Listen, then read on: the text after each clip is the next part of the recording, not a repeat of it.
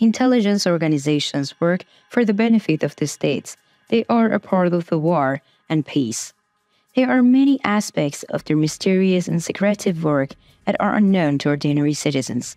Sometimes a sabotage, sometimes a follow-up, sometimes an infiltration activity takes place thanks to the operations of intelligence officers.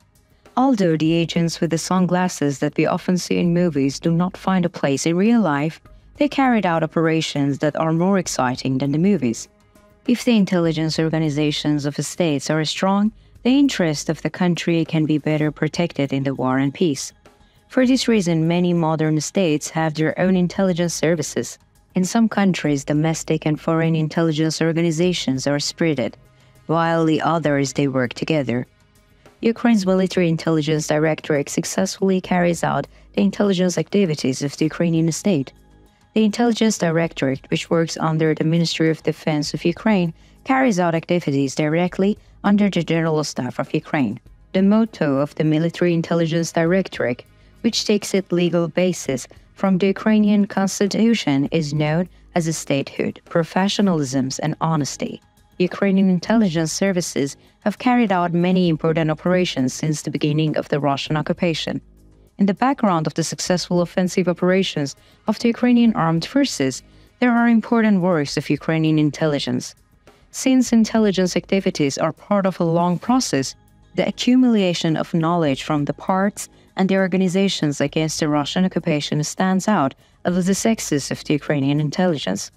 The latest operations of the Ukrainian intelligence was one of a kind that has rarely been seen before. Let's analyze the latest operations of Ukrainian intelligence together. Ukrainian authorities made statements about Russian helicopter confiscated in the early hours of the morning. According to these statements, the Russian pilot commanding the Mi-8 model Russian attack transport helicopter was persuaded to land on Ukrainian territory. After the helicopter landed on Ukrainian territory, Ukrainian authorities confiscated the helicopter. Major General Krylo Bodanov, head of the Ukraine's Military Intelligence Directorate, said in the statements that the Russian pilot tried to escape when he realized where they had landed. The Mi-8 AMTH helicopter is known as an armored attack helicopter. Primarily used to transport troops and cargo, it was carrying ground attacks weapons, according to the Ukrainian authorities. Artem Shevchenko, a Ukrainian journalist, said that these operations by Ukrainian intelligence was similar to Operations Diamond by the Israeli intelligence agency Mossad in 1960s. Andrei Yusuf, a spokesman for the Ukrainian Military Intelligence Directorate, made statements about the operations. According to Yusuf's statements, the operation was an operation of Ukrainian military intelligence and the helicopters was detained within the plan. It was stated that the Ukrainian intelligence had been carrying out these operations for 6 months. We know that the Ukrainian intelligence is also actively organized within Russia. Thanks to the success of organizations, it has a chance to learn the moves, attack plans, and wishes of the Russian in advance. The 6-month-long intelligence operations started with tracking of some important ammunition for Russia. It was noteworthy that no details information was shared about the content of the ammunition and ground attack vehicles to be delivered by the Russian troops. According to local sources, Ukrainian intelligence had previously contacted the Russian pilot. After the helicopter was landed on Ukrainian territory, it was seized in a special operation. During these special operations, 2 crew members of the helicopter were killed in a shootout. The Russian pilot was captured alive. It is reported that the pilot was staying in Ukraine with his family. The Mi-8 helicopter is on display in Ukraine together with the parts of the fighter jet it was supposed to deliver. Figures released by the Ukrainian General Staff shows that the total number of Russian helicopters destroyed since the start of the war is 316. It seems difficult for Russia, which has suffered huge losses since the beginning of the war, to replace its losses. While mutual attacks continue on the front, the turmoil in Russia continues. While Moscow has been witnessing active movements in recent days, a dangerous process has started with the death of Wagner leader Prigozhin. Russian fighters serving in the Ukrainian armed forces are inviting Wagner Group troops to switch sides and join them in their fight against Vladimir Putin's forces to avenge the death of their leader Yevgeny Prigozhin. Denis Kapustin, commander of the Russian volunteer corps, addressed the soldiers of the Wagner unit in a statement. He said that they are now facing a serious choice and have a chance to take revenge. The Russian volunteer corps is one of the two Russian rebel groups. The Russian volunteer corps is composed of Russian fighters against the Kremlin regime. The other Russian rebel group is known as the Russian Freedom Legion. These two Russian rebel groups include volunteers, former soldiers, and policemen.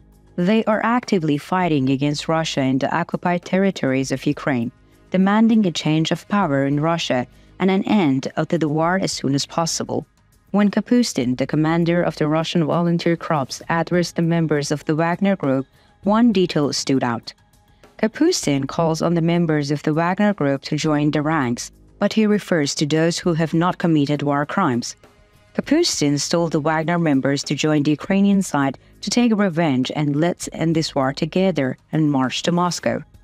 A message published by Denis Kapustin also attracted attention of Wagner members.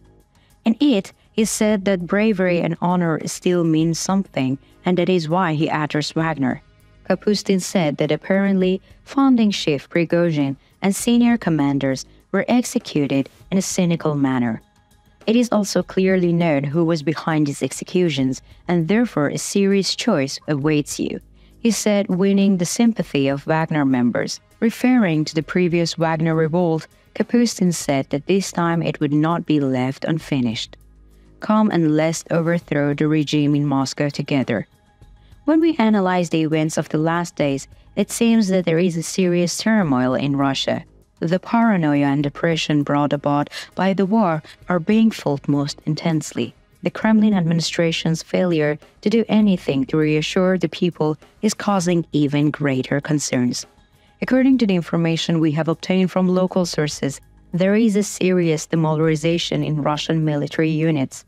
It is known that the culture of violence, which has become very widespread in Russia, is also applied to the soldiers at the front.